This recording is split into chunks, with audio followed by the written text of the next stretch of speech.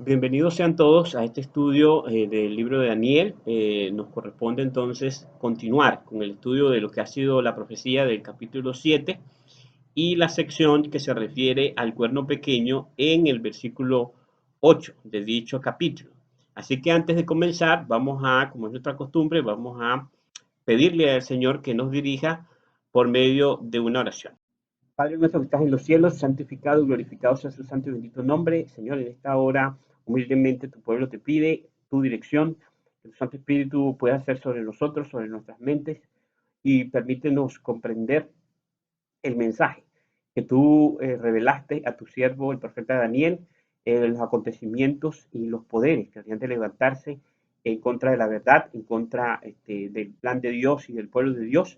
Permítenos comprender con claridad la identidad y los rasgos de este poder tan temible que está descrito en la profecía del capítulo 7, como es el cuerno pequeño. Ayúdanos, Señor, a que podamos tener un concepto claro y poder nuestro entendimiento ser iluminado con estas grandes verdades. Todo esto lo pedimos humildemente por los méritos de nuestro Señor Jesucristo. Amén.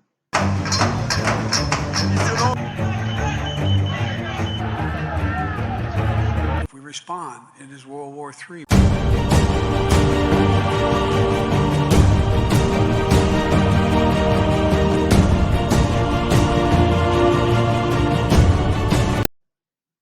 Muy bien, hermanos. Entonces, para continuar, pues lo que ha sido nuestro estudio de este capítulo del libro de Daniel, el capítulo 7, habíamos entonces quedado en precisamente la sección que se refiere al cuerno pequeño. Hemos visto cómo el cuarto símbolo del capítulo, es decir, la bestia espantosa y terrible, nos decía o nos mencionaba el versículo 7, que era una bestia en gran manera fuerte, la cual tenía grandes dientes de hierro y devoraba y desmenuzaba y hollaba las obras con sus pies.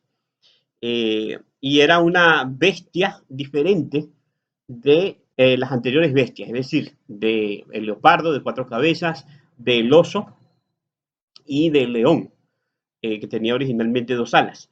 Pero en el versículo 8 se nos llega al símbolo o poder que está descrito en esta profecía como el poder más peligroso o que iba a cobrar más protagonismo en esta lucha que nosotros estamos evidenciando acá contra el pueblo de Dios. Como habíamos mencionado anteriormente, el profeta Daniel, su punto de vista o los símbolos que se usan para revelar estos acontecimientos a dicho profeta, el propósito de ellos es precisamente mostrar cómo los grandes imperios de la historia, cómo estas grandes naciones y cómo las naciones y los poderes civiles, poderes del Estado que han existido durante la historia, tienen un carácter bastante perseguidor, es decir, un carácter muy notable como siendo poderes perseguidores. Y es por esto que a Daniel se le muestran estos imperios como siendo grandes bestias depredadoras, grandes bestias muchas veces crueles eh, y rapaces, que con una rapidez dice que desmenuzaban, despedazaban todo lo que tenían a su alrededor. Eran bestias feroces que destruían no solamente a otras naciones, es decir, a otras bestias, sino que obviamente pues consumían, entonces, como lo vemos en la naturaleza, pues representado animales que son de otra naturaleza, es decir, no son carnívoros, sino especialmente animales herbívoros, como los corderos, el ganado, etcétera, etcétera, que son símbolos precisamente también del pueblo de Dios. Pero muy bien, aquí entonces tenemos que el capítulo llega a esta cúspide en los símbolos de estos poderes perseguidores. En el versículo 8 se nos menciona, se nos muestra precisamente entonces símbolo que sobresale de todos los demás. Dice acá el versículo 8 del capítulo 7 del libro de Daniel: mientras yo contemplaba los cuernos, he aquí que otro cuerno pequeño salía entre ellos, y delante de él fueron arrancados 3 cuernos de los primeros, y aquí este cuerno tenía ojos como de hombre y una boca que hablaba grandes cosas. Entonces notamos que, siguiendo la secuencia, ¿verdad? Habíamos entendido que el león representaba a Babilonia, el oso representaba a Medo-Persia, el leopardo de 4 cabezas representaba a Grecia o el imperio greco-macedónico dirigido por Alejandro Magno, y a su muerte tomaron el poder, el control, sus 4 generales, que estaban representados, como habíamos mencionado, por estas 4 cabezas. Después de este símbolo, es decir, después de la Grecia macedónica, del imperio greco-macedónico, entonces iba a surgir este cuarto imperio, que está descrito como una bestia espantosa y terrible, como habíamos leído anteriormente. Entendíamos entonces que esta era la Roma pagana, la Roma imperial, Roma en su fase pagana. Entonces, se nos había mencionado que se nos describe la historia de este imperio como ya llegando, o sea, este símbolo abarca el símbolo de la cuarta bestia en el versículo 8, se nos describe como abarcando la historia ya de la división del imperio romano, puesto que se nos menciona que esta bestia tenía 10 cuernos. Ahora bien, en el versículo entonces 8 que acabamos de leer, se nos menciona que de entre estos 10 cuernos empieza a surgir un cuerno pequeño que va creciendo y es de una naturaleza diferente, porque dice que tiene ojos como de hombre y una boca que habla grandes cosas o grandes palabras, como se menciona en otras versiones de la escritura. En el versículo del mismo capítulo, versículo 19, dice así: después de haber tenido esta visión, el profeta Daniel entonces obviamente queda impactado y el énfasis de la visión lo hace centrar su atención en el símbolo del cuerno pequeño, porque en el versículo 19 nos dice: entonces tuve deseo de saber la verdad acerca de la cuarta bestia, que era tan diferente de todas las otras, espantosa en gran manera, que tenía dientes de hierro y uñas de bronce, que devoraba y desmenuzaba y las obras hollaba con sus pies. Asimismo, acerca de los 10 cuernos que tenía en su cabeza y del otro que le había salido, delante del cual habían caído 3, y este mismo cuerno tenía ojos y boca que hablaba grandes cosas y parecía más grande que su compañero. Y veía yo que este cuerno hacía guerra contra los santos y los vencía. Entonces, notemos entonces la descripción que se nos hace aquí, ¿verdad? Y dice que Daniel, después de ver esta serie de símbolos, tuvo deseos de saber de forma especial de la cuarta bestia, que era tan diferente de las anteriores. Y aquí queremos hacer digamos así, una pausa, o sea, es decir, resaltar este punto, porque este es un punto sumamente importante. Queremos que el que nos está siguiendo pueda ver el paralelismo que se presenta aquí entre estos dos símbolos. ¿Entre cuáles símbolos? Entre la cuarta bestia espantosa y terrible y el cuerno pequeño. ¿De qué manera lo estamos diciendo? Aquí, ¿qué es lo que queremos resaltar? La Biblia nos dice que la cuarta bestia era diferente de las otras bestias. Es decir, hasta este momento vemos 4 bestias, la cuarta bestia es diferente de las bestias anteriores, es decir, de las 3 primeras. Posteriormente se nos sigue la descripción y se nos dice que esa bestia, esa cuarta bestia, que era diferente de las primeras, tiene 10 cuernos. Y de entre esos 10 cuernos surge un cuerno pequeño que es diferente del resto. Es decir, es un cuerno pequeño diferente de los otros cuernos. Entonces, ese es el paralelismo que queremos mostrar. Es decir, la cuarta bestia es diferente de las otras bestias y el cuerno pequeño es diferente de los otros cuernos. ¿Qué queremos mencionar con esto? Y vamos a ver algo sumamente importante, porque este mismo patrón, esta misma, digamos así, comparación entre la cuarta bestia y el cuerno pequeño como siendo diferentes, el uno y el otro, diferenciándose de los poderes anteriormente presentados, lo vamos a seguir viendo en el capítulo 8, cuando abarquemos en nuestro estudio hasta el capítulo 8 del libro de Daniel, que es la visión del carnero, la visión del macho cabrío. Ahí nuevamente aparece la figura del cuerno pequeño, pero con una descripción adicional y de una forma adicional, porque cuando lleguemos al capítulo 8 nos daremos cuenta que el cuerno pequeño representa tanto a la fase papal de Roma como a la fase pagana. Es decir, se coge un solo símbolo del cuerno pequeño para representar tanto la fase papal como la fase pagana de Roma. Ahora, aquí acabamos de decir que la bestia, la cuarta bestia de Daniel 7, representa la Roma pagana, la Roma imperial. Y entonces notemos lo interesante.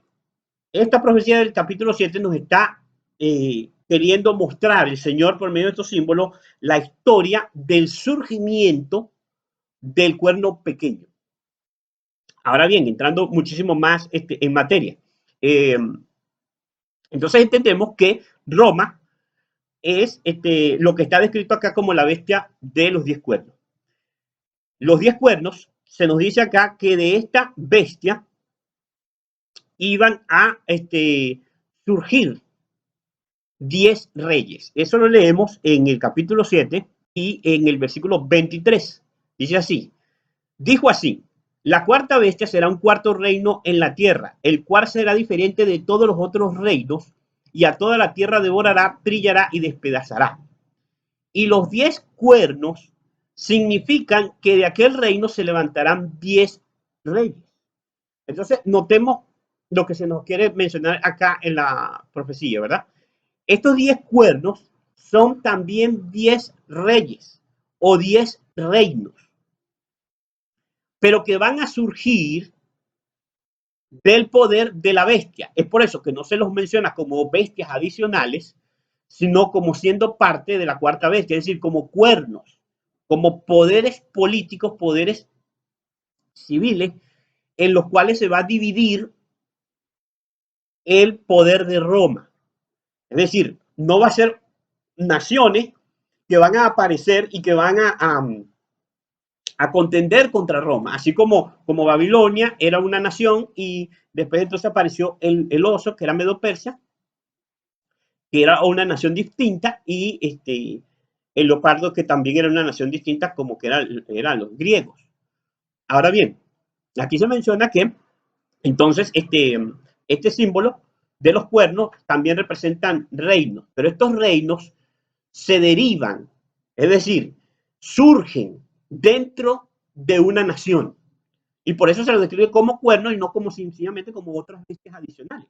Ahora bien, ¿qué es lo que queremos mencionar? Entonces, estos 10 cuernos representan 10 reinos que surgieron, obviamente, de la cuarta bestia, es decir, de Roma.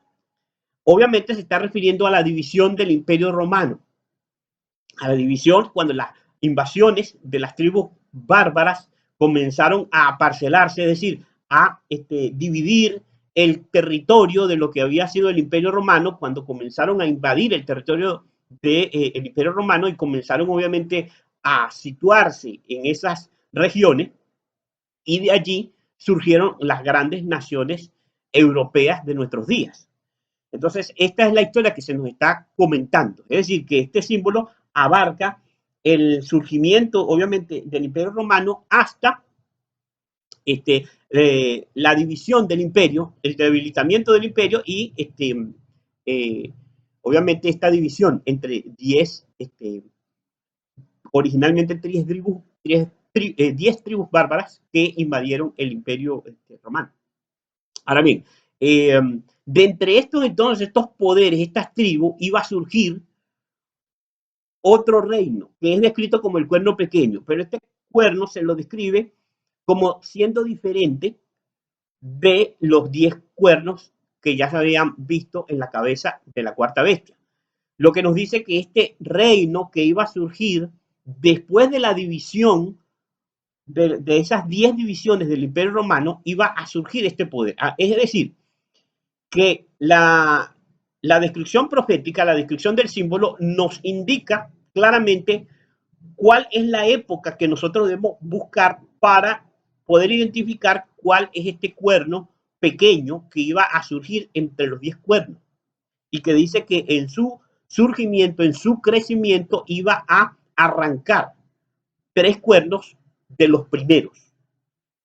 Ahora, es decir, Roma, para poder entender el tiempo exacto entonces en el cual iba a levantarse este cuerno pequeño, Roma ya debía haber estado dividida en 10. Es decir, no podemos ubicar el surgimiento de este cuerno pequeño como siendo en las primeras divisiones, de las primeras invasiones al Imperio Romano, sino cuando ya Roma estuviese dividida en 10.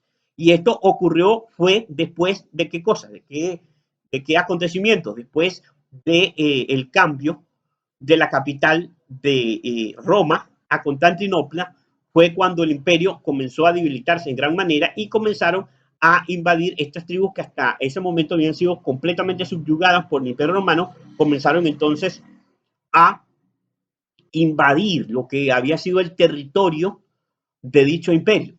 Ahora bien, ¿cuál es el énfasis que se nos está haciendo acá en la profecía? Obviamente, las características del cuerno pequeño nos dejan ver y nos identifican con toda claridad a qué poder se está refiriendo acá. Número uno, dice la escritura que surge de entre tres cuernos.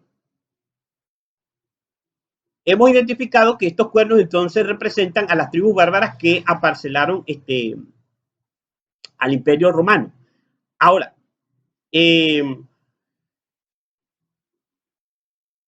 este cuerno pequeño se dice que es diferente. Si los cuernos pequeños o el cuerno pequeño es diferente de los 10 cuernos, y los 10 cuernos representan a las tribus bárbaras, es decir, tribus que invadieron el imperio romano, que eran poderes civiles, poderes políticos, que eran monarquías que dividieron este territorio. Entonces quiere decir que este reino era de naturaleza diferente. Así como ellos, estos 10 cuernos eran políticos, eran poderes políticos, este cuerno debe ser de naturaleza diferente, es decir, debe ser un cuerno de poder religioso. ¿Por qué decimos que es un cuerno de poder religioso? Por la descripción que se nos da allí. Primeramente, dice que es un cuerno que tiene ojos de hombre, es decir, que está caracterizado por la astucia, por la inteligencia y por la sagacidad humana. En contraposición a estos símbolos anteriores que estaban descritos como bestias. Este tiene ojos como de hombre y una boca que habla grandes cosas. A medida que leemos la descripción que se nos hace del cuerno pequeño, vemos que una de sus características es que hace guerra contra los santos del Altísimo y los vence.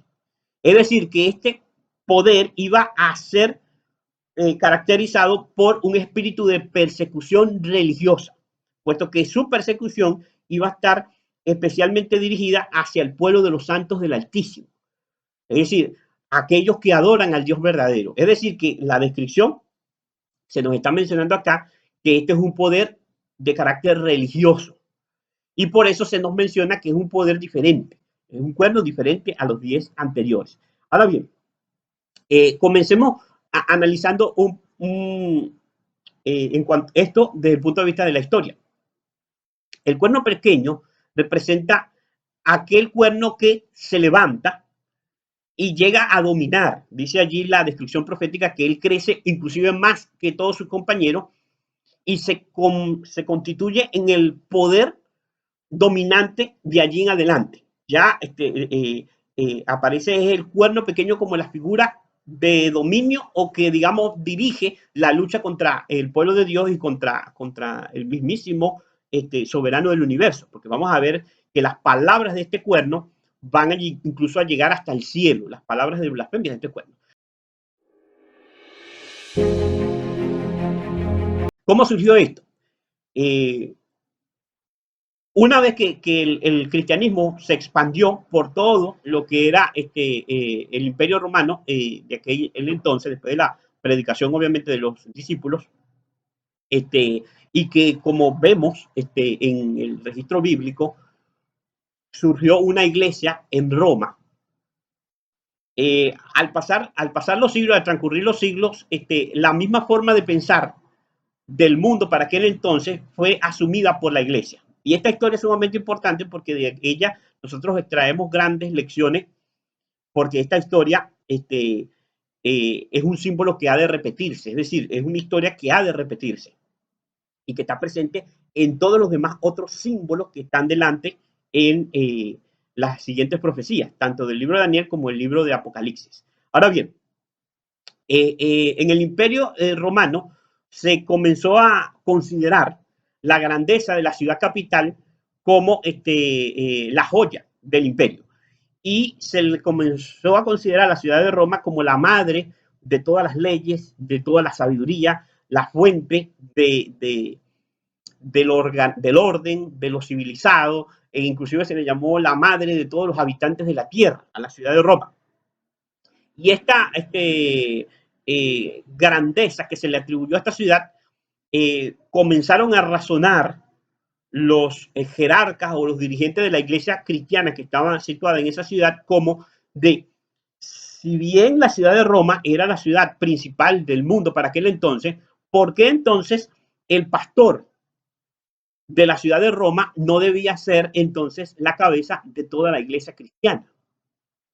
Y esta idea comenzó a ser difundida durante mucho tiempo en la iglesia cristiana emergente, es decir, la iglesia cristiana que se estaba surgiendo y estaba creciendo, comenzó a expandirse la idea de que la ciudad de Roma, siendo que era la capital universal para aquella época, del punto de vista terrenal, del punto de vista de los poderes políticos y civiles, porque entonces la capital de la iglesia, es decir, el centro de mando de la iglesia cristiana, no debía entonces ser tomado por los dirigentes de la iglesia en Roma. Esa idea comenzó a ser difundida. En aquel entonces habían diferentes centros de lo que se conoce como la iglesia cristiana. Estaba la iglesia de Jerusalén y posteriormente vamos a ver que surge también la iglesia de Alejandría, es decir, en Egipto.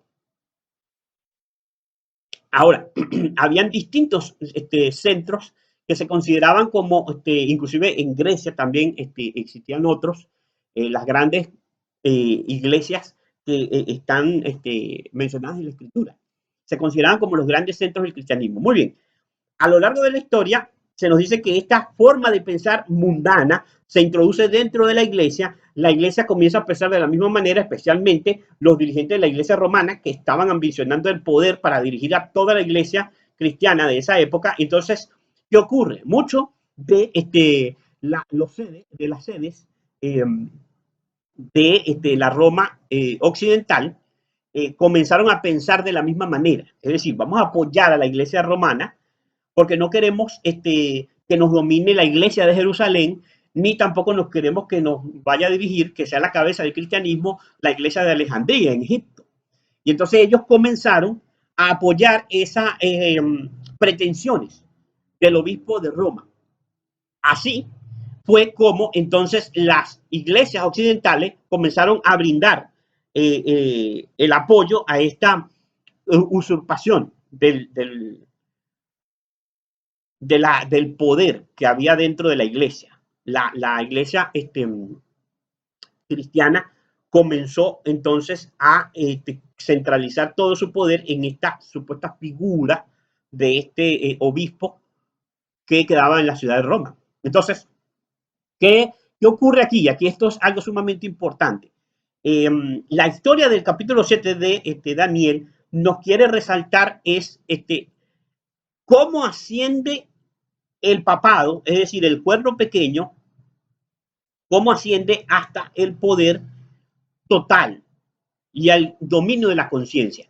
Noten, no está especificando esta profecía, o sea, no nos está resaltando el momento exacto en que la iglesia busca unirse con el poder civil. ¿Por qué? Porque eso ya lo vimos en la profecía anterior del capítulo 2, cuando recordamos el símbolo de los pies en parte de hierro y en parte de barro cocido. Allá analizábamos cómo los 10 dedos representaban las 10 divisiones del Imperio Romano también, que eran las piernas de hierro, y la mezcla del barro y el hierro representaban la unión de lo religioso con lo político o la iglesia con el Estado, representado en la unión de esos 10 cuernos o 10 dedos, que eran las tribus bárbaras, estaban unidos tanto el Estado como la iglesia. Ahora, eso ya se presentó en la profecía anterior. Aquí se nos está presentando el mismo poder, pero se nos está queriendo mencionar o resaltar otro de los avances del poder y la supremacía de este cuerno pequeño. Por lo tanto, aquí en el capítulo 7 se hace énfasis a cómo el papado logró el dominio sobre las conciencias. Ahora, ¿por qué mencionamos esto? Porque cuando la idea de que el obispo de Roma comenzó a ser difundida a lo largo y a lo ancho de todo el imperio, surgió un conflicto, surgió un eh, obstáculo en las pretensiones del obispo de Roma.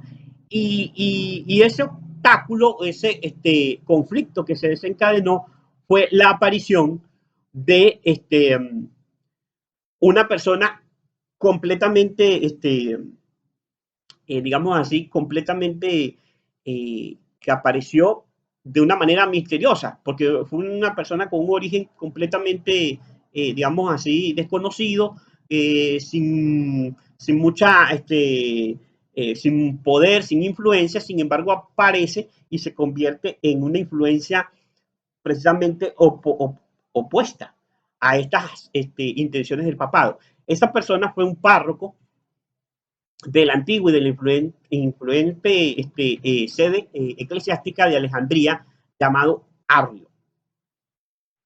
Este párroco se lo describe como un párroco en esa época, el cual logró expandir sus conceptos ampliamente y de forma muy rápida.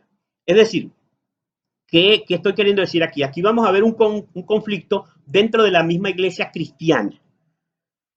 La iglesia de Roma quería hacerse con el poder y por lo tanto empezó a tratar de dictar no solamente órdenes a toda la cristiandad, sino también doctrinas, a tratar de establecer la fe cristiana y adaptarla según sus conveniencias para asemejarla al paganismo, para poder obtener más poder, más influencia con los paganos y con los reyes, con las autoridades paganas y poder entonces obtener más influencia. Cuando los bárbaros invaden, estos bárbaros eran obviamente paganos, en un sentido, la influencia que se había logrado al difundir el cristianismo entre el imperio romano retrocedió un poco, puesto que este montón de tribus bárbaras, tribus paganas, invaden y entonces nuevamente fue necesario hacer un trabajo, digámoslo así, de evangelismo, porque estos paganos debían ser convertidos al cristianismo. Cuando el papado entonces comienza con esta campaña, el papado intentó hacerlo por medio de qué? Por medio de la imposición, por medio de la obligación, por medio de la intolerancia de estas tribus paganas, de tratar de dominarlas, tratar de imponerles su autoridad. Estas tribus obviamente se resistieron a esa influencia, pero sí comenzaron a ser influenciadas a recibir el cristianismo por parte de los adeptos de Arrio. Y las doctrinas de Arrio comenzaron a difundirse por todas estas tribus bárbaras. Ahora, porque las tribus bárbaras eran obviamente, como lo dice la palabra, eran tribus nómadas, tribus bastante incivilizadas, y ellos no estaban acostumbrados a la, digamos, jerga y la forma en cómo ahora vamos a hacer la mención a los católicos para referirnos a aquellos cristianos que estaban de parte del bando de Roma, es decir, aquellos que creían que Roma debía tomar la tutela de la iglesia cristiana, a los cristianos católicos, la forma de explicar la doctrina era en base a misterios y en base a dogmas que debían ser aceptadas sin discusión. Mientras que la forma en cómo los alejandrinos y especialmente los adeptos de Arrio explicaban la doctrina era mucho más fácil de entender para los paganos de las tribus bárbaras. Por eso se difundió con muchísima más, digamos así, amplitud el arrianismo que el punto de vista católico romano o el cristianismo católico romano. Ahora, muy bien, al esto ocurrir, surgieron tres grandes, la historia registra que surgieron tres grandes tribus que se opusieron de manera directa a esa imposición del obispo de Roma como siendo el jerarca no solamente de la Iglesia Cristiana Universal, sino también de todo poder civil. Y estas tribus fueron las tribus que se destacaron por oponerse de manera directa al papado, puesto que eran cristianas, eran tribus cristianas, pero de la filosofía arriana.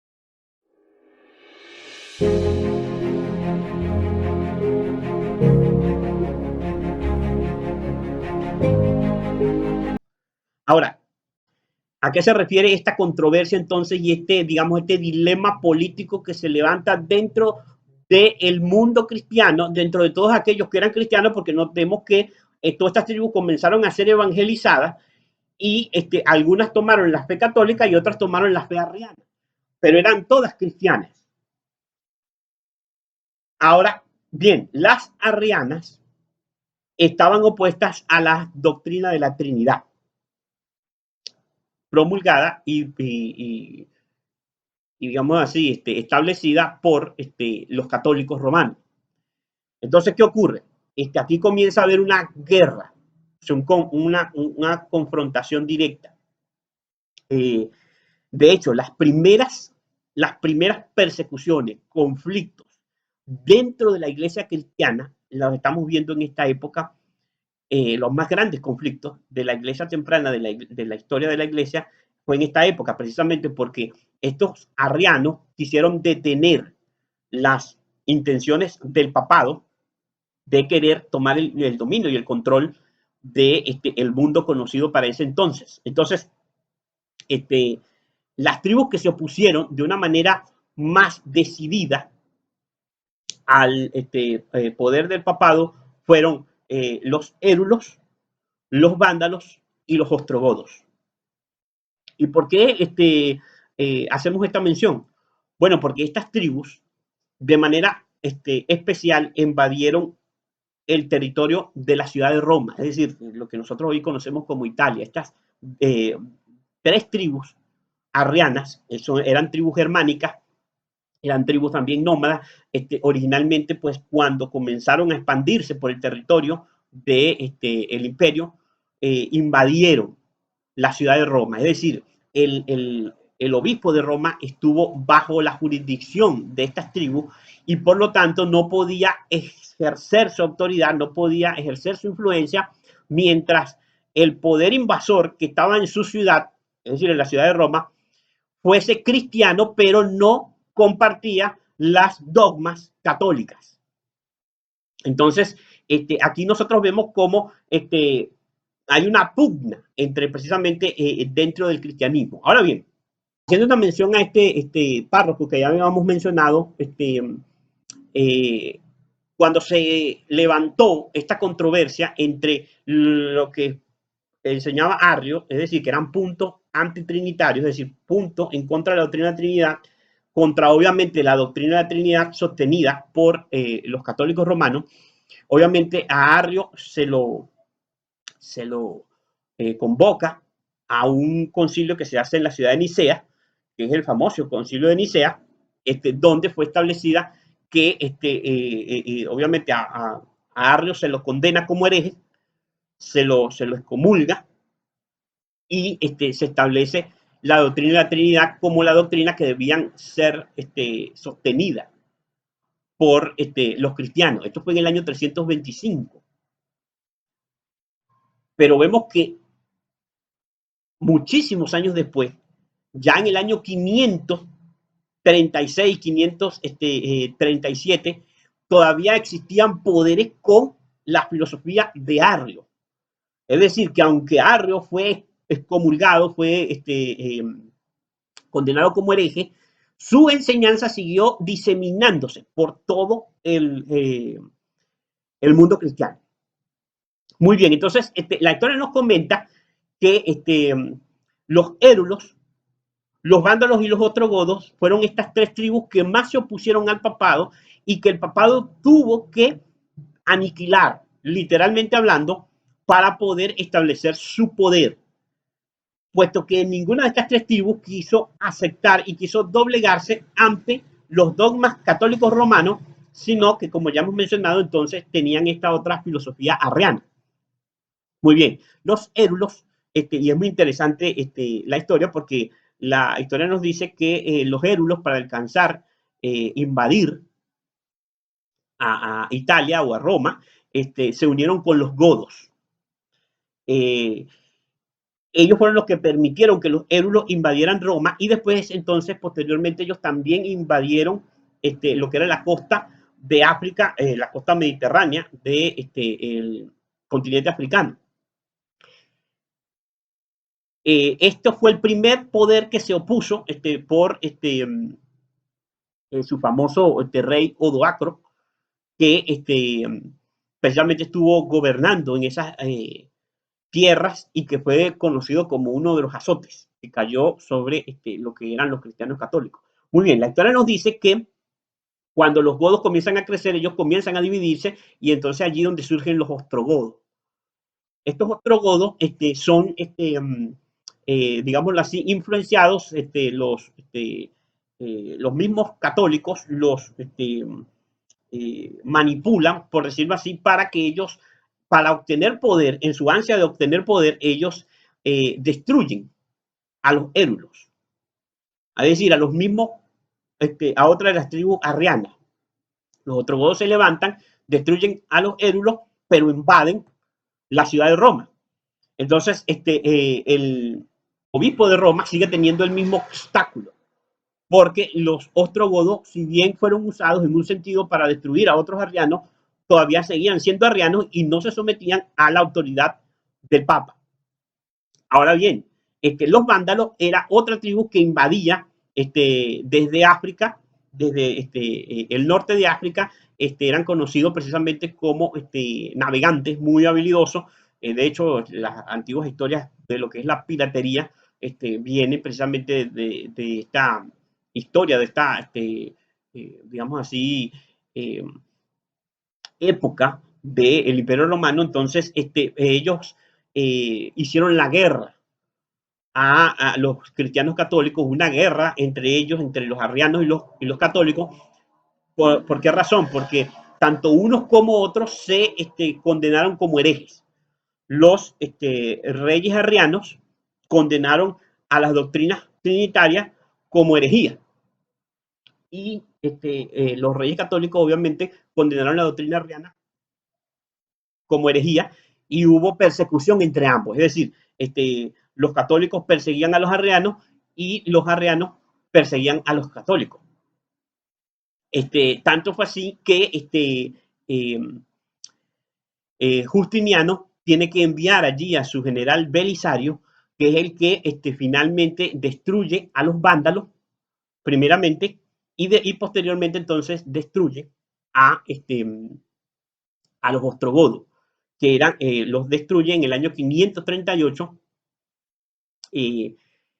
los logra destruir y así librar a la ciudad de Roma de influencias opositoras a el poder supremo del papado en cuanto a doctrinas.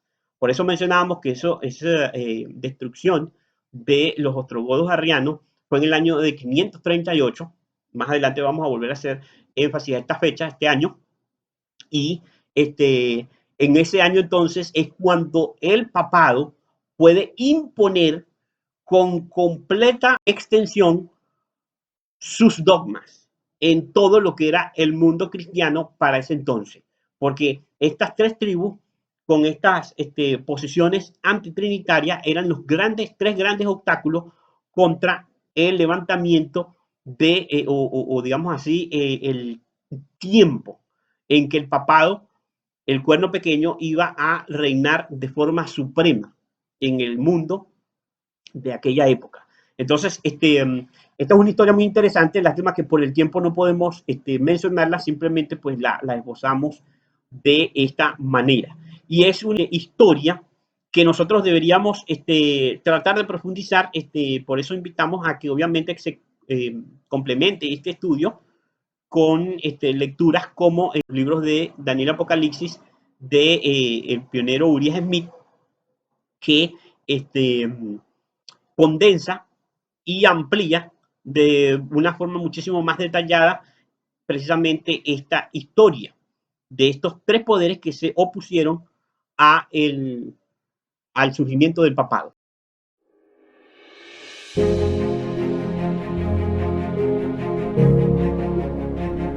Muy bien, la profecía nos decía que este cuerno pequeño no solamente en su surgimiento iba a arrancar tres cuernos de los primeros, sino, precisamente ya los hemos dicho que eran los érulos, los vándalos y los ostrogodos, sino que también hablaría palabras contra el Altísimo.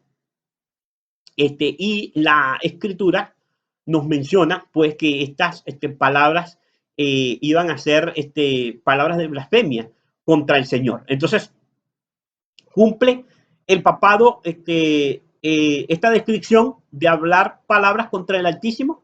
Veamos algunos ejemplos de la historia que nos corroboren este punto. Bueno, el obispo de Roma fue llamado vicerregente del Hijo de Dios y se le dio el título de Señor Dios el Papa. Precisamente en la glosa sobre las extravagancias del Papa Juan 22, título 14, capítulo 4, declaramos, en esa sección declaramos, se nos dice que el Papa Nicolás dijo al emperador Miguel: el Papa nunca puede ser atado o desatado por el poder secular, ya que es claro que el piadoso príncipe Constantino lo llamó Dios, y es manifiesto que Dios no puede ser juzgado por hombre. Entonces, notemos aquí que el papado entonces comienza a colocarse, no solamente a hacerse divino a sí mismo, sino comienza a colocarse a sí mismo como por encima de los demás poderes del Estado. Y digamos, esa facultad lo señala el papado como siendo una prerrogativa divina. El papado, por ser Dios, o sea, el papa por ser Dios, entonces no puede ser juzgado por autoridades humanas, ninguna autoridad humana, es decir, no está sujeto a ninguna autoridad del Estado. El Lord Anthony Pusey, en el quinto de Letrán, le dijo una vez al papa: la vista de tu divina majestad, dijo este Lord al papa, la vista de tu divina majestad me aterroriza no poco, porque no ignoro que todo el poder, tanto en el cielo como en la tierra, te han sido dados. Que el profético dicho se cumple en ti. Todos los reyes de la tierra te adorarán y las naciones te servirán. Entonces, notemos cómo aquí se nos empieza a mostrar cómo las palabras altivas de este poder, que era una mezcla entre los asuntos de la iglesia, es un poder religioso y político, es decir, un poder religioso que intenta estar por encima de los poderes del Estado, es decir, intenta someter los poderes del Estado, y vemos la naturaleza de las palabras y la descripción con la que él está tratando de sustentar, de cómo siendo un poder religioso, tiene prerrogativas, tiene autoridad en los poderes del Estado. Y esa prerrogativa se lo da el hecho de que es Dios en la tierra, de que el papado dice que es Dios, que se ha adjudicado los nombres de Dios. Dice, el papado no solamente ha usurpado a lo largo de la historia o ha tratado de usurpar los poderes de Dios. Nos dice la historia que ha asumido la infalibilidad que solamente pertenece a Dios. Profesan perdonar pecado que solamente pertenece a Dios. Profesan abrir y cerrar el cielo, es decir, decidir el destino eterno de las personas, que solamente pertenece a Dios. Profesan ser más altos que todos los reyes de la tierra, característica que solamente pertenece a Dios. Y no se detienen allí al usurpar las características de Dios, sino que van más allá, al pretender librar a naciones enteras del juramento de fidelidad a sus reyes. Es decir, son poderes, no solamente es un poder religioso que no solamente dice ser divino, sino que también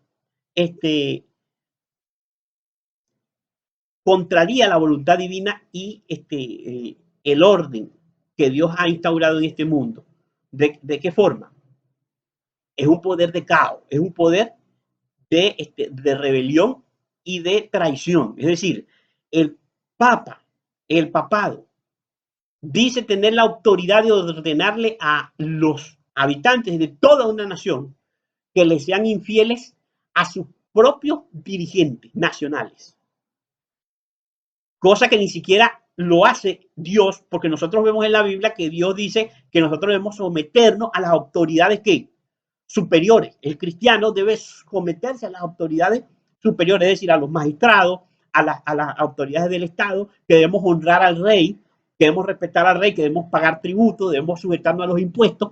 El papado no. El papado dice que si él ordena, los habitantes de una nación deben rebelarse, deben levantarse contra sus reyes y quitarlos, o sea, deponer su poder. Es decir, es un poder que es un poder revolucionario, de caos, o sea, un poder que si lo exige, destruye el orden natural de las cosas. Y no solamente esto, sino que obviamente va muchísimo más allá, va en contra de Dios cuando el papado dice tener el poder de dar indulgencias por el pecado, que es la peor de todas las blasfemias, es decir, anular el sacrificio que Dios proporcionó para el perdón de los pecados, que es únicamente el sacrificio de Cristo en la cruz. El papado ha llegado a decir que el pecado se puede perdonar con dinero, comprando el perdón.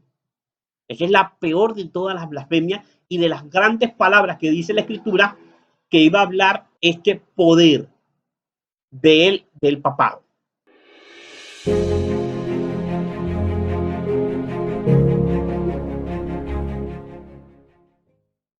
Ahora, la siguiente característica que nos menciona esta descripción en el libro de Daniel, capítulo 7, es la que habíamos leído o leemos también en el versículo 25. Daniel capítulo 7, versículo 25 dice, hablará palabras contra el Altísimo y a los santos del Altísimo quebrantará. Esta es la siguiente descripción, es decir, dice, a los santos del Altísimo quebrantará. En la versión en inglés dice, desgastará a los santos del Altísimo. O sea, se entiende como desgastar. Ahora, ¿se cumple esta característica en el papado? La historia de la iglesia de Scott dice, ningún cómputo puede alcanzar el número de personas que han sido ejecutadas de diferentes maneras debido a que mantuvieron la profesión del evangelio y se opusieron a las corrupciones de la iglesia de Roma. 1 millón de valdenses pobres perecieron. En Francia, 900.000 cristianos ortodoxos fueron asesinados en menos de 30 años. El duque de Alba se jactó de haber dado muerte en los Países Bajos a 36.000 llevados a la mano del verdugo durante el espacio de unos pocos años. La Inquisición destruyó mediante diversas torturas 150.000 en 30 años. Estos son algunos datos y solo unos pocos de lo que la historia ha registrado, pero la cantidad total nunca se sabrá, dice este libro, hasta que la tierra revele su sangre y no encubra más a los muertos. Esta iglesia se caracterizó durante su supremacía, es decir, después del año 538, la iglesia se apoderó del poder para no tolerar a más nadie que se opusiera a los dogmas católicos. Y comenzó una persecución acérrima, como ya lo hemos mencionado, durante todo a lo largo y a lo ancho del periodo de casi 1000 años de supremacía papal, o más de 1000 años de supremacía papal. esta iglesia se caracterizó por una persecución acérrima a todos aquellos cristianos, porque estamos hablando de persecución a cristianos, a personas inclusive de la misma iglesia católica, de la misma fe católica, que desearon mantener la fe original predicada por los apóstoles, como en este caso de los pueblos como los valdenses, los albigenses, que ellos quisieron buscar la fe que fue predicada por los apóstoles y por esa razón fueron perseguidos por el catolicismo, de manera que fueron prácticamente exterminados.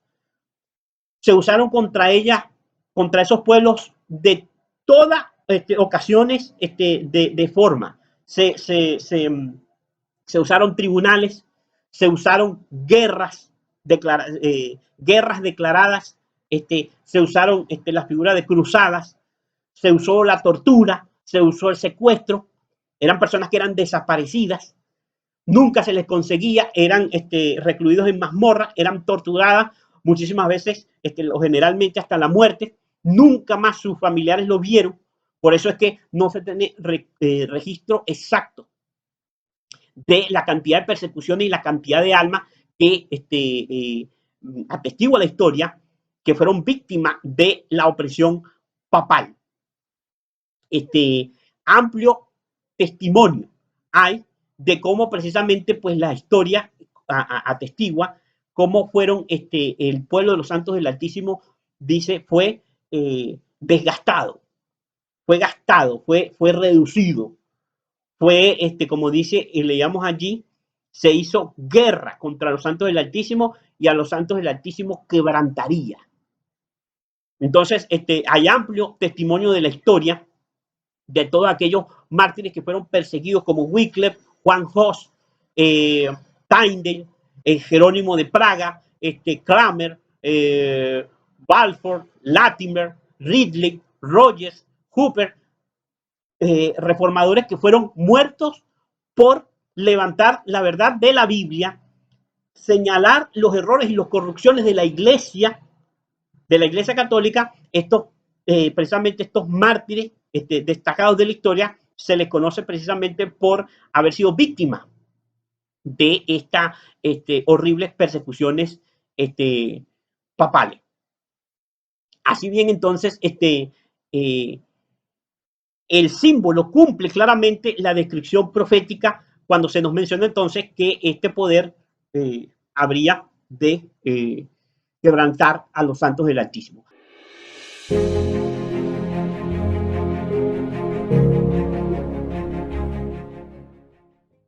La siguiente descripción que nos da la Biblia en el versículo 25 nos dice, y pensará en cambiar los tiempos y la ley.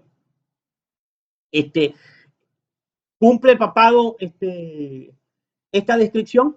Ahora, notemos algo interesante. ¿A qué tiempo y a qué ley se nos está haciendo mención acá? Cuando leemos el versículo nos dice que hablará palabras contra el Altísimo y a los santos del Altísimo quebrantará y pensará en cambiar los tiempos y la ley. Obviamente, esos tiempos y esa ley de las cuales se hace referencia aquí es los tiempos y la ley en relación con el pueblo de los santos del Altísimo. Es decir, es la ley y son los tiempos que tienen una importancia para los santos del Altísimo, están en relación con el pueblo de Dios. Ahora, el papado ha cambiado leyes de carácter religioso, es decir, leyes en cuanto a la fe cristiana. Bueno, es muy fácil, simplemente que usted compare la ley de Dios, es decir, los 10 mandamientos encontrados o contenidos en el libro de Éxodo capítulo 20 y en Deuteronomio también capítulo 6, capítulo 5 y capítulo 6, y los compare con un catecismo católico. Compare los 10 mandamientos que están contenidos en la Biblia, en la palabra de Dios, y los compare con los 10 mandamientos del catecismo católico, o los 10 mandamientos católicos, como se le conoce, y usted fácilmente verá los cambios. Número 1, el segundo mandamiento que prohíbe la adoración a las imágenes fue completamente suprimido. completamente suprimido. Así que este hecho no es exactamente el que cumple la profecía, porque la profecía menciona que sería cambiado, cambiará los tiempos y la ley, es decir, que los cambios en la ley de Dios tendrían que ver con respecto a cambiar, es decir, a alterar, no completamente eliminar, sino a cambiar en el asunto del tiempo. Ahora, cuando usted toma o compara la ley de Dios, específicamente el mandamiento que habla en relación con el tiempo, que es el cuarto mandamiento que habla de la observancia del día de reposo, usted lo compara con los 10 mandamientos del catecismo, usted se dará cuenta que en el mandamiento número 3 es que se menciona santificar las fiestas. Ese mandamiento fue cambiado de santificar el día de reposo, el séptimo día de reposo, según nos dice Éxodo 20, fue cambiado a santificar las fiestas impuestas por la iglesia, porque la iglesia es la que impone las fiestas que deben ser santificadas. En este caso, ese mandamiento es el que señala el domingo, dicho en el mismo catecismo católico, el mandamiento de santificar la fiesta. Y así entonces podemos nosotros ver cómo entonces, debido a estos cambios, el papado también cumple, sin lugar a dudas, la descripción profética de cambiar los tiempos y la ley. Es decir, en su obra, y noten esto, en su lucha para alcanzar el control de las conciencias, el control de la iglesia cristiana y del mundo, llegó tan lejos como el de cambiar la ley de Dios que fue escrita por el mismísimo dedo de Dios. Entonces eso es un poder que está descrito en la escritura como el poder antagónico a Cristo y a su verdad y a su pueblo. Y por eso comienza en la profecía del libro de Daniel a tomar una preponderancia la actuación de este cuerno pequeño, del papado, y comienza a ser descrito la naturaleza y la forma como surgió, como nos lo está presentando el capítulo 7 de Daniel, porque nosotros necesitamos entender claramente esto. ¿Y por qué hago esta salvedad o señalo este detalle? Cuando estuvimos estudiando la profecía anterior, que era la del capítulo 2, nos dimos cuenta que el símbolo de los pies, que era en parte de hierro y en parte de barro cocido, que representaba la unión de la iglesia con el Estado, obviamente ese símbolo se aplicaba primeramente al surgimiento del papado. Pero nos dice allí que esa unión entre el barro y los pies llegan hasta la caída de la roca, es decir, hasta que la roca impacta sobre la imagen, es decir, que ese símbolo llega hasta la segunda venida de Cristo, como lo estudiamos cuando estuvimos estudiando dicho capítulo. Es decir, que esta historia que estamos viendo acá del surgimiento, de cómo el cuerno pequeño, es decir, el papado, llegó a su control y a su supremacía, ahorita vamos a ver el periodo específico de su supremacía, nos está describiendo esta profecía que estas son las características que han de resurgir, porque esta misma descripción debe volverse a repetir en este tiempo que ha de verificarse la segunda venida de Cristo a este mundo.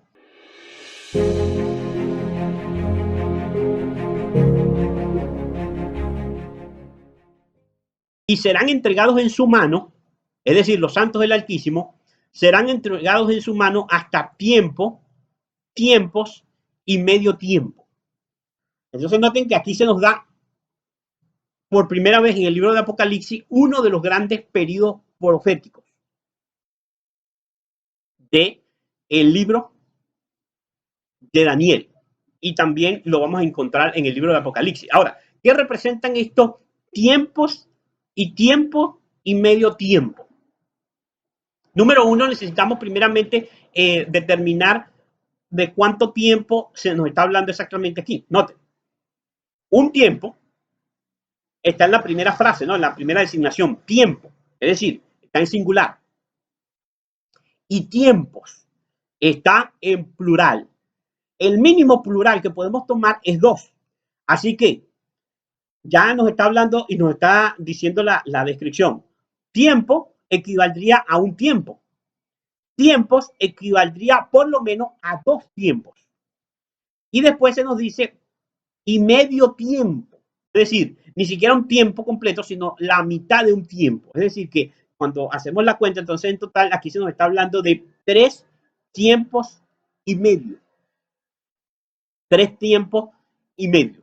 Ahora, ¿qué se está mencionando con esta palabra tiempo? Cuando nosotros vamos al mismo libro de Daniel, como hemos aprendido que para poder entender una profecía necesitamos buscar otro texto que nos interprete precisamente lo que estamos estudiando. Entonces, si nos ubicamos en el capítulo número 4 del libro de Daniel, nos vamos a dar cuenta que allí se usa la mención o digamos así, esta fracción de tiempo se hace referencia.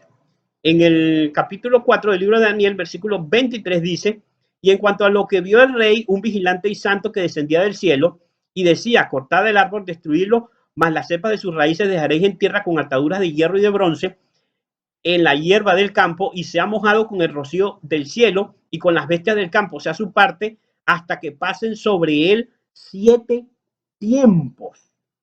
7 tiempos. La designación que se hace entonces en el libro, en el capítulo 4 de Daniel, con respecto a Nabucodonosor, que iba a recibir un castigo durante 7 tiempos, es obvio que se nos está haciendo mención de que los tiempos representan años. Durante 7 años, el rey Nabucodonosor perdió la razón. Según nos dice la descripción y el registro del capítulo 4 del libro de Daniel. Esto es muy interesante porque hay muchos símbolos que también están relacionados con esta profecía que estamos analizando. Entonces tenemos que estos tiempos representan años. Años. Entonces, tenemos aquí 3 años y medio, es decir, 3 tiempos y medio representan 3 años y medio. Ahora bien, ¿cómo podemos entonces nosotros entender entonces este periodo de tiempo? Muy bien. En la Biblia, los años están constituidos por 360 días. Ahora, ¿de dónde podemos corroborar esta afirmación? Cuando nos vamos al libro de Génesis, el libro de Génesis, en el capítulo 6, se nos está hablando acerca del registro histórico del diluvio. Y allí se nos comienza a describir las escenas del diluvio. En el capítulo 7, mejor dicho, capítulo 7, versículo 11, nos dice lo siguiente. En el año 600 de la vida de Noé, en el mes segundo, a los 17 días del mes, aquel día fueron rotas todas las fuentes del grande abismo y las cataratas de los cielos fueron abiertas. Y hubo lluvia sobre la tierra 40 días y 40 noches. Ese mismo día entraron Noé, Sem, Cam y Jafet, hijos de Noé, la mujer de Noé y las 3 mujeres de sus hijos con él en el arca. Entonces noten lo que dice acá, dice que aquí se nos da la fecha de qué momento comenzó el diluvio. Dice que en el año 600 de la vida de Noé, en el mes segundo, noten eso, en el mes segundo a los 16 días del mes. En ese momento exacto comenzó el diluvio. Ahora, cuando nosotros comparamos entonces este texto con el texto que encontramos en capítulo número 8 del libro de Génesis, dice así, en el versículo 3, y las aguas decrecían gradualmente sobre la tierra y se retiraron las aguas al cabo de 150 días. Y reposó el arca en el mes séptimo, a los 17 días del mes, sobre los montes de Ararat.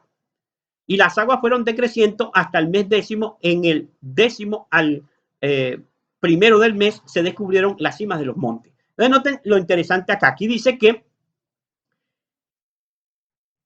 en el mes segundo, en el año 600 de la vida de Noé, en el mes segundo, a los 17 días del mes, comenzó el diluvio.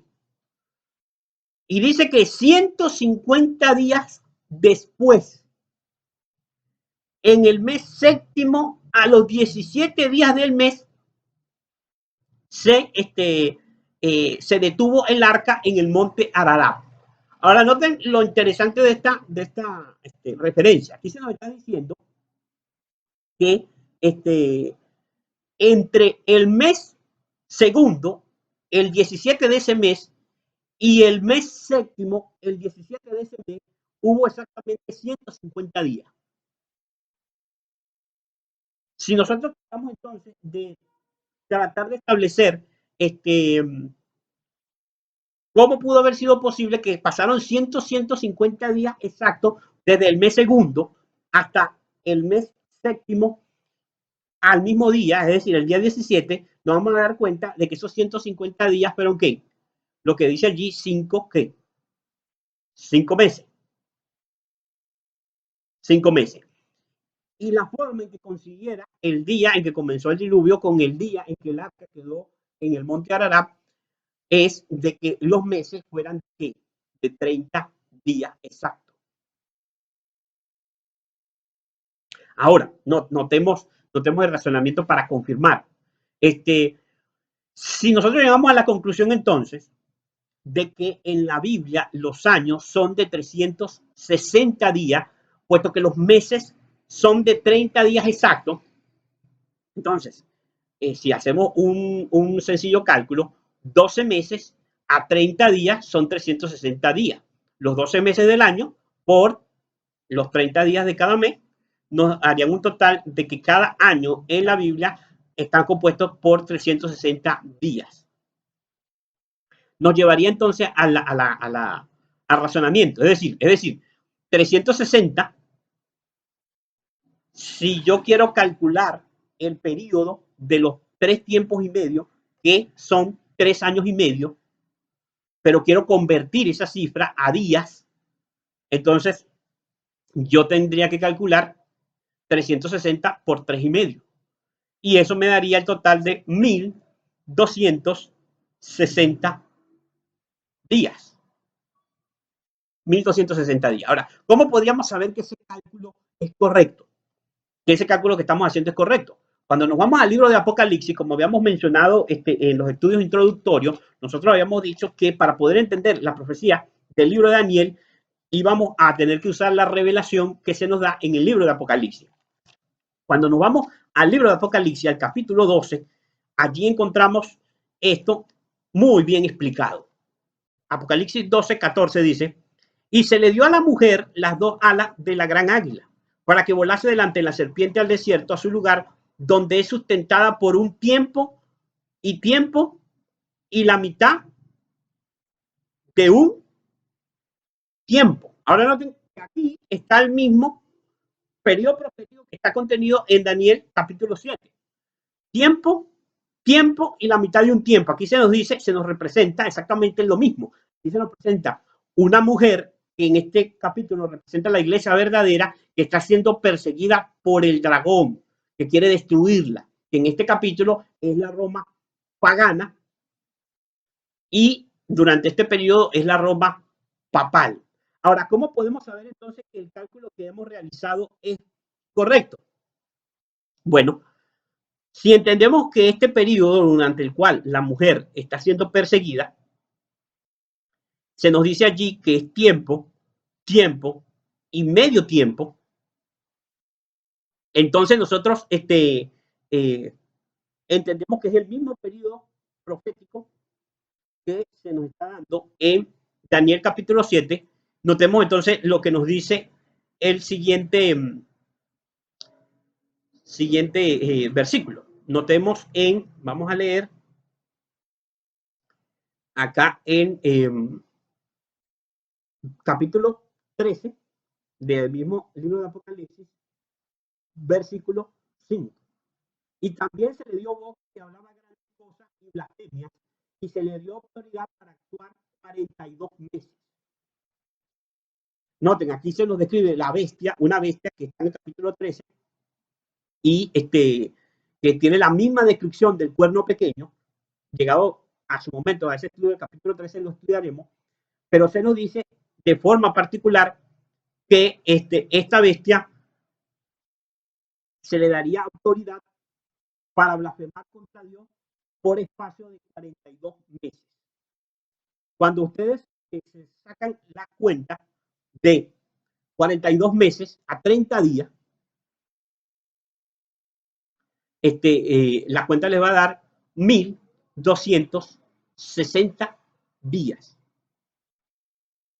Si ustedes toman los 42 meses e intentan convertirlo a años, ustedes se darán que 42 meses son 3 años y medio.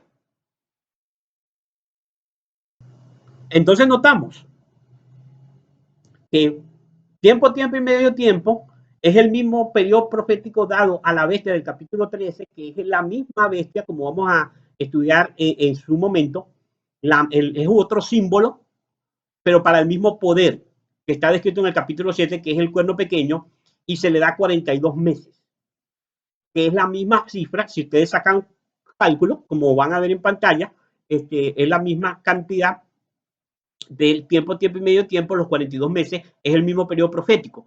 Pero para dejarlo aún más claro, si volvemos al capítulo 12 del libro de Apocalipsis y leemos en el versículo 6, dice: y la mujer huyó al desierto, donde tiene lugar preparado por Dios para que allí la sustenten por 1260 días. 1260 días.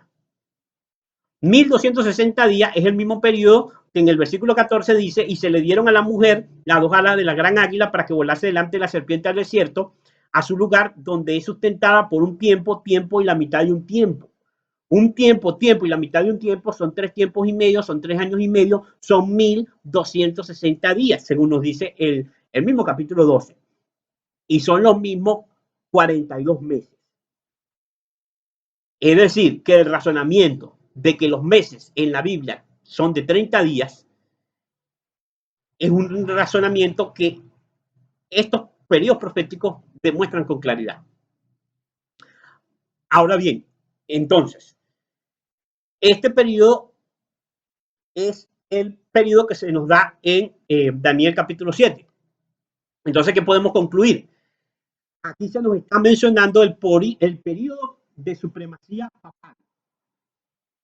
1260 días. Si nosotros interpretamos este periodo con las reglas de interpretación profética que ya habíamos mencionado levemente, pero que vamos a volver a mencionarla, que es el libro de Números, capítulo 14, y vamos a leer allí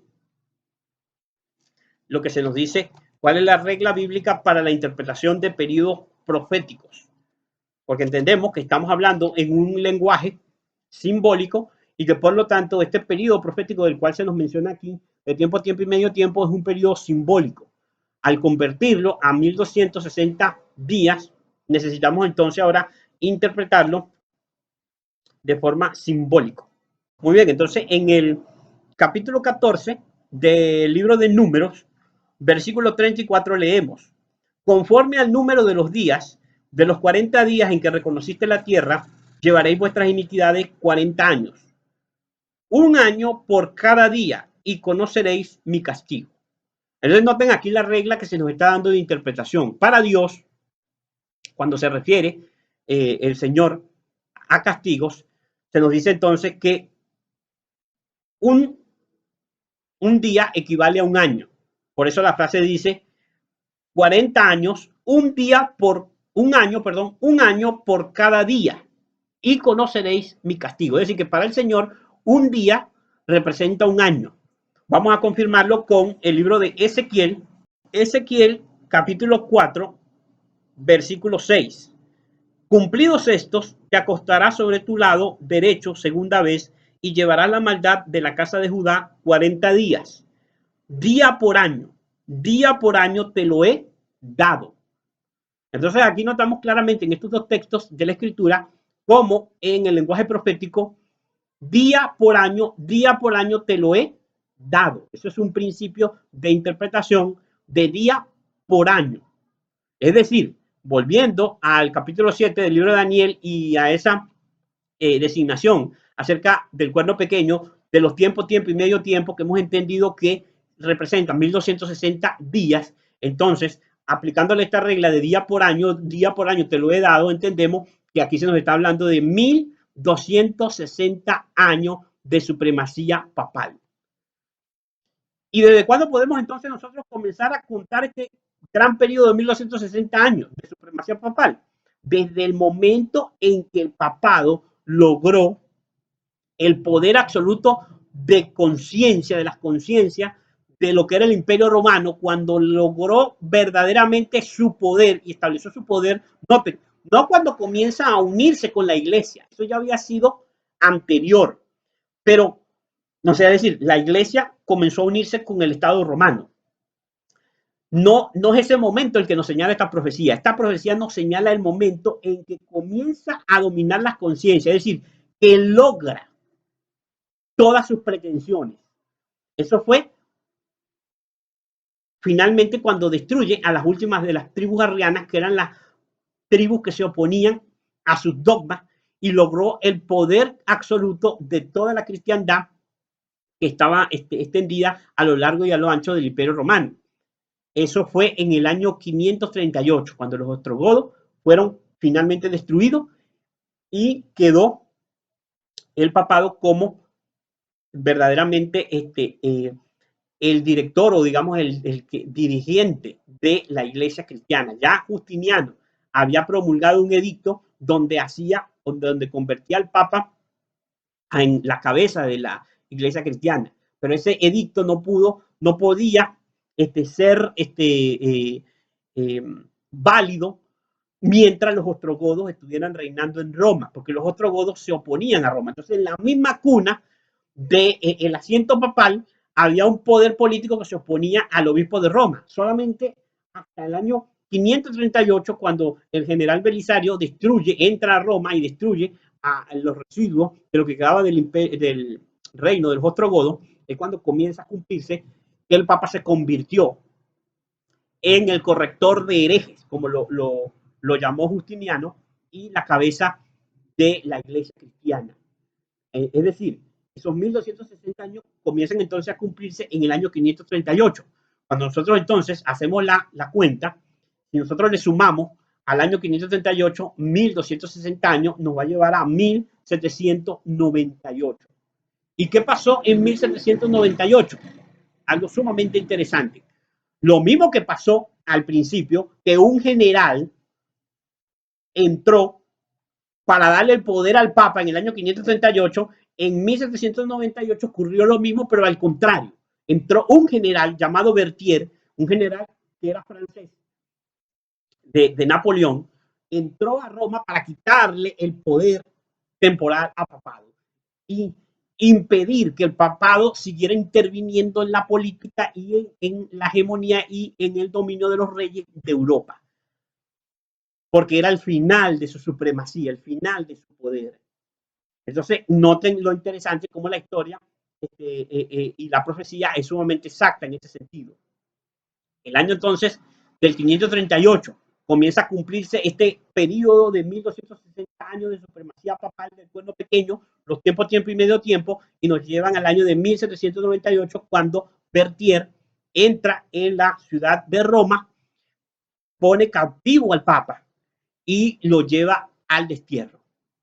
Y eso es precisamente lo que nos señalaba la profecía cuando nos dice, volviendo al capítulo 7 del libro de Daniel, que dice, y avalará palabras contra el Altísimo, y a los santos del Altísimo quebrantará, y pensará en cambiar los tiempos y la ley, y serán entregados en su mano hasta tiempo y medio tiempo. Leímos su contraparte en el libro de Apocalipsis capítulo 12. Y entonces dice, pero se sentará el juez y le quitarán su dominio para que sea destruido y arruinado hasta el fin. Entonces noten que precisamente después de 1798, como vamos a seguir estudiando en las profecías, cuando entonces el papado es herido de muerte, es decir, se le retira su poder temporal, es decir, la influencia, el poder que tenía sobre los poderes terrenales, los poderes temporales, los poderes civiles, los poderes políticos. Se le quita ese poder. Él siguió siendo conocido como la cabeza de la Iglesia Católica, pero se le quitó que la autoridad que tenía para quitar, para deponer reyes, para levantar a los pueblos, todas esas ínfulas y todo ese poder que había obtenido 1260 años atrás, cuando finalmente destruyó a sus enemigos, a estos arrianos. Entonces todo ese poder que consiguió le fue retirado en el año de 1798. Y ahora la profecía indica que después de ese año de 1798 se prepararía el mundo para las grandes escenas del juicio, que es la sección que toca después en el capítulo número 7, y que obviamente será el tema de nuestro siguiente estudio. Muy bien, mis hermanos, ojalá podamos haber entendido en este resumen realmente breve de toda la historia que explica la profecía del capítulo 7 con respecto al surgimiento del cuerno pequeño. Ojalá haya sido de enriquecimiento para todos los que nos están siguiendo en estos estudios por medio de los diferentes canales, especialmente acá en YouTube.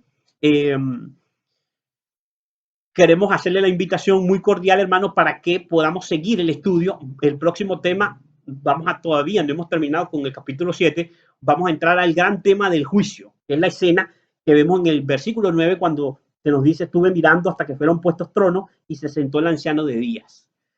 En el próximo estudio vamos a estar comenzando a hablar del juicio, de cuándo comienza el juicio y del tema del juicio, hermano. Y va a ser un tema sumamente importante para que todos los que están atentos a estos estudios puedan seguirlo, porque vamos a estar estudiando temas de actualidad con respecto a este asunto y este tema del juicio investigador, del juicio de los muertos, del juicio de los vivos, desde el punto de vista de la profecía de Daniel y de Apocalipsis.